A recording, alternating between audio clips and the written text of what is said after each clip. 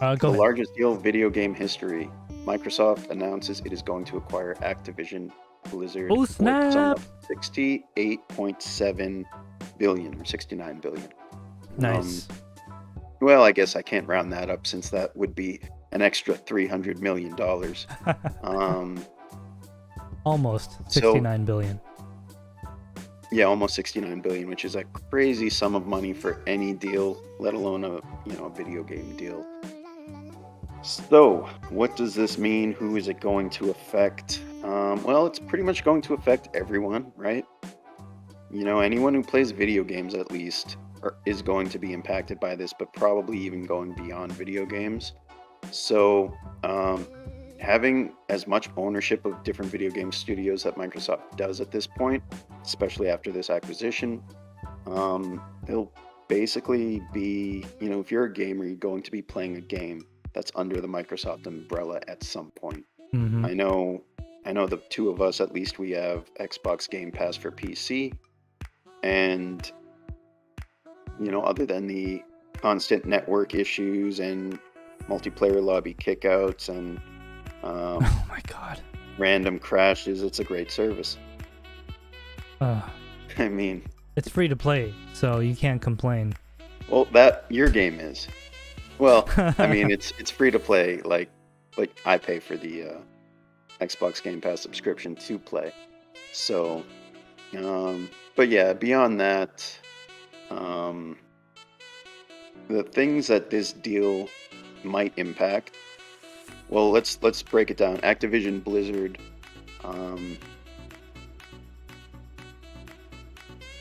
Yeah, so Activision Blizzard is probably a household name. It's been around for, I think it was founded in 1994, right?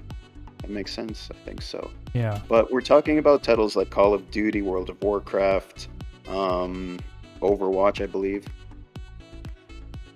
So these Yeah. are titles that are pretty mainstream and in many cases cross-platform. So what does that mean for, Microsoft purchasing these, the company that owns Xbox, that produces the Xbox and its complete infrastructure? Are they going to be sharing these titles with Sony for the PlayStation series? What do you think? Ooh. I think it would be stupid of them to not, because that is a major demographic. That's a huge chunk of the gaming market. So I don't think Microsoft will be dumb enough to limit themselves to say no, only on the Xbox, because that's going to royally piss a lot of people off. But then they can if they wanted to. It's their game. Yeah, I mean, I think it really comes down to if there's gonna be someone to step in and say you can't be that anti-competitive by restricting this many games to only yourself, and it would really be squeezing Sony to produce their own games at that point. There aren't gonna be that many titles that would be cross-platform that aren't made by Sony Studios or some game studio under Microsoft at that point. Mm-hmm. Especially when, like the Call of Duty series has Oh my always God. been cross-platform. But, if it suddenly wasn't on PlayStation, what does that mean? Are people not going to buy the next PlayStation? Now, I have heard that regardless of the ultimate outcome or decision that Microsoft makes in that sense, they will be honoring existing contracts. So that's not going to be something that we're going to worry about just yet. But in response to the acquisition announcement, Sony stock did fall 13% on Wednesday. So, Ooh, 13%. yeah, I mean, that's a pretty significant hit. Yeah. I think it would be cool that, Microsoft having all this game development power to have some interesting new Xbox exclusives. But I think following the Netflix discussion, I think this is a big push towards building a subscriber base. And that's referencing Xbox Game Pass, which if they integrate a lot of these titles into Xbox Game Pass, it would make sense to sign up for the monthly fee that you never really cancel and become a Microsoft customer for life. I think that's probably Microsoft's one of their major reasons for doing this deal is to grow new subscribers, bring them to Xbox Game Pass, if not the Xbox itself, Xbox Game Pass for PC. Yeah. And who knows, maybe talking about what we just talked about, maybe Xbox Game Pass for PlayStation. What do you think? What do you think of that? Xbox Game Pass for PlayStation? Yeah. Dude, like... It sounds wrong. It sounds like I'm saying a swear. It does. It sounds like something that would never happen. Like hell would have to face the river first. But hey, we've seen things like when the Intel NUC, right? AMD and Intel, right? An Intel chip and AMD graphics on the same substrate on one of the NUCs. So I mean, it's happened before. I think if it makes business sense, why not, right? Hey, I like money is probably what Microsoft's saying, and Sony will probably be in less of a position to say whether they can or can't, right? Because what are they going to do? Just lose all that games on their platform? I mean, you could only play Metal Gear for so long. You know what I mean? Yeah, I mean, Microsoft is no stranger to monopolistic or anti-competitive lawsuits. Antitrust? Yeah. So I think they kind of know how to dance around that to avoid such things, but it's a big deal. So in addition to basically Game Pass and having some Xbox exclusives potentially, this deal it dwarfs Take-Two's acquisition of Zynga the week prior, Yep. which was an effort to capture mobile gaming market share for Take-Two. But Microsoft isn't just sitting idly by. This deal includes King, which is a mobile and social network gaming developer and publisher responsible for Candy Crush, and that was acquired by Activision in 2016 for $5.9 billion. So Microsoft is getting a big chunk of mobile gaming as well with this deal. I wonder. So Microsoft is getting all this game real estate essentially, right? How are they going to be able to manage all that? Like, will the games that we know and love continue to get worse as they have been? You know. Well, the game development companies that they already own, like Bethesda, seem to operate under Microsoft, but not particularly micromanaged. It seems like Microsoft tries to give them enough leash to do their own thing and maintain their identity. But they have enough power to really go in and do what they want with it. So I think a lot of it is intellectual property that they want to acquire, not necessarily to change the way the companies work, but rather to absorb the companies and what they contain, similar to how Disney, has taken over the Marvel franchise, Star Wars franchises. Yeah, for sure. And done their thing with it without, you can argue that they've changed them quite a bit, but in some sense, they didn't take the identity away, but they have just developed it further, and obviously for quite a big profit. Yeah, but I think go ahead. No, go ahead. Okay. Yeah, so a big thing for this, Microsoft's heavy into cloud-based servers, cloud-based services. So I think they're targeting cloud gaming as well. And, there hasn't really been a streaming service, a game streaming, cloud-based gaming service that has stuck out to be like, you don't need a gaming PC anymore. That seems like a great option. There just hasn't been one that's hit quite so well, hit the mark. We're close, but not with mainstream titles. It's all like lower end games.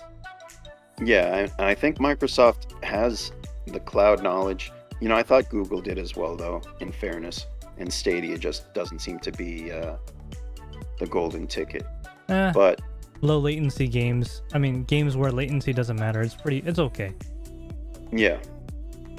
So I think with this, we can't really get through this without talking about metaverse. So having all God. this intellectual property and game development, it's a huge push, I think, into metaverse. Facebook is now Meta. They're not Facebook. So as Sure. a company. So I think it would be a big deal to push virtual reality, and more specifically augmented reality, mixed reality with Microsoft's HoloLens technologies. Yeah, I think this is a pretty deliberate push into the future of whatever that means. Augmented reality, not just for gaming, but for metaverse, for industry, for research and development. But yeah, it's hard to say it's not a huge deal when it really is. It's a huge deal. Yeah.